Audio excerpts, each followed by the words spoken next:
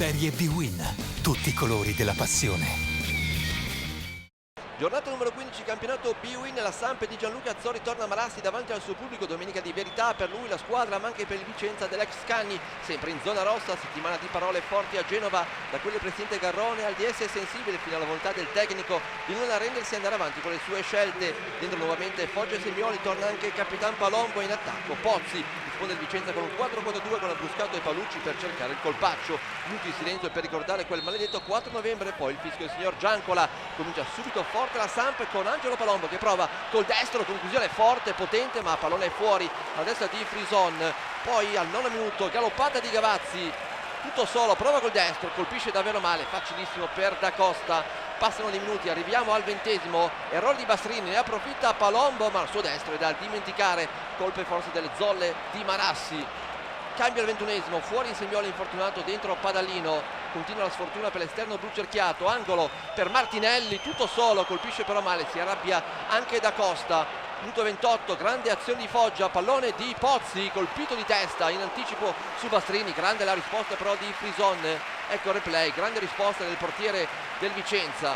Minuto 27, buona occasione ancora per Palucci, tutto solo, prova col destro, pallone fuori, a cercare l'angolo più lontano, si arrabbia anche Azzori, chiede maggiore pressione, poi la Samp ancora con Foggia, pallone buono per Padalino, qui colpisce di destro, non di sinistro, tiro deviato da Martinelli, facile ancora per Frison. Minuto 39, continua la sfortuna blu cerchiata, fuori anche Bertani, infortunio al ginocchio, dentro Pio Vaccari, teso Azzori, poi ci prova il minuto 47, anche Giavazzi, conclusione alta sul pallone servito a Agustini, poi si infortunerà anche lui, comincia la ripresa ancora con la Samp in avanti, ci prova ancora con Pozzi, però è ottimo il cross di Rispoli, qui Pozzi non ci arriva, grande liscio, grande occasione per la Samp, ma è sempre Pozzi più pericoloso. Poi l'8°, il grande gol di Martinelli, tutto solo, colpisce di testa, prima il palo, poi il pallone dentro, nulla a fare per Da Costa, può esultare Daniele Martinelli, qui forse ha sbagliato anche Castellini, un colpevole invece Da Costa. Samp sotto, gelato il Luigi Ferraris, Marassi, ma è la Samp che prova ancora al 12° con Pio Vaccari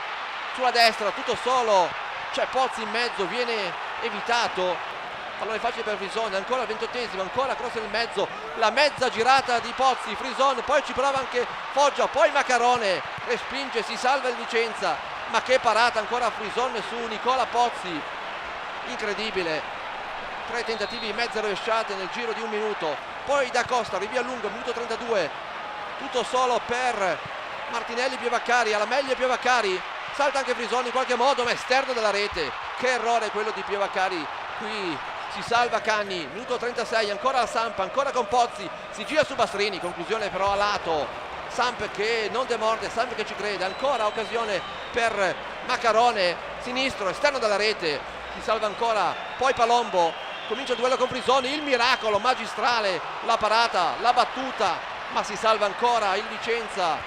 ancora Palombo, sembra lo scadere ormai, ancora Frison, siamo ormai al minuto 46, ancora dall'angolo, Maccarone di testa, pallone sulla traversa,